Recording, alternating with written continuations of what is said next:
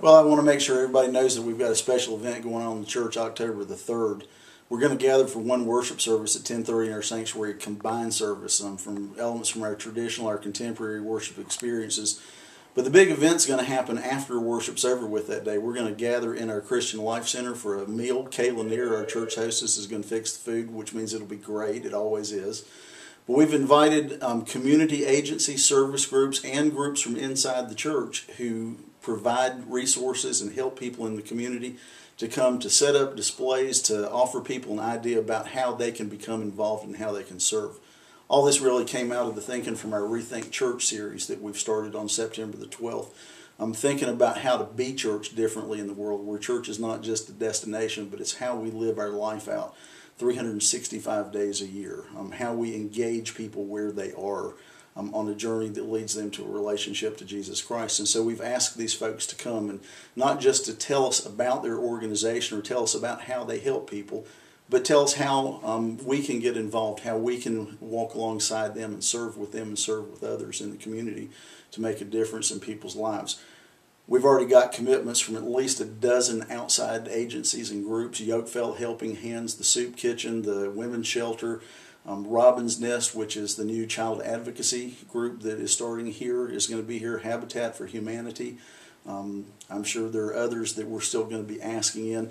In addition to that, we'll have the folks here from First Lenore who are involved in things like our Potato Project, our Room at the Table project that serves food and takes care of clothing and other issues for a lot of our homeless folks once a month. We'll have people who will talk about other internal opportunities for folks to get involved: Bible study groups, small groups, music groups, anything that's a ministry area that we're going to do here at First United Methodist Church over the next year. That we do a great job already of serving in the community, and we've stepped way out of the lines this year. With the Stop Hunger Now project in June, with the One Day with God ministries, and we'll have displays to represent for both of those as well. The Mission Guatemala project, the Mission Lenore project. I mean, we've done a great job, and we do a great job of working in the community. Part of what we want to say to our folks is that we want people in the community to know when you show up that you're a member at the First United Methodist Church. That, I said in worship yesterday, wouldn't it be cool if people at Yokefell or Helping Hands or any other community agency or organization that serves people looked and said, oh no, here come the Methodist again.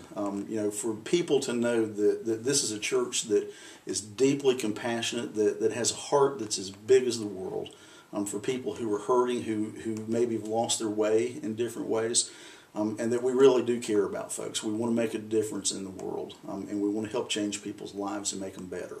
So one of the big things for us is not just getting new people to sign up to be a part of some of the service groups, but to think about how they can be known in the community as United Methodist. And again, part of our idea from this Rethink Church series is maybe we'll begin to have some conversations with people who aren't part of the church, people who don't have a faith community, who don't have the spiritual home that we have, that we begin to have some conversations that might lead them to a relationship not just with the church, but ultimately a relationship with Jesus Christ that's life-changing.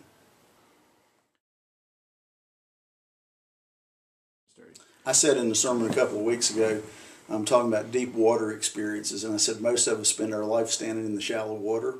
We're afraid to get more than ankle deep in a lot of stuff, and we think that's really where our security place is. But the reality is our security is in the deep water. We were created for deep water. We were created to be all in this experience, to engage the world for Jesus. He actually said that. Those were his last words that he spoke to us. He said to go into all the world, to teach, to proclaim, to baptize, to share with folks the good news.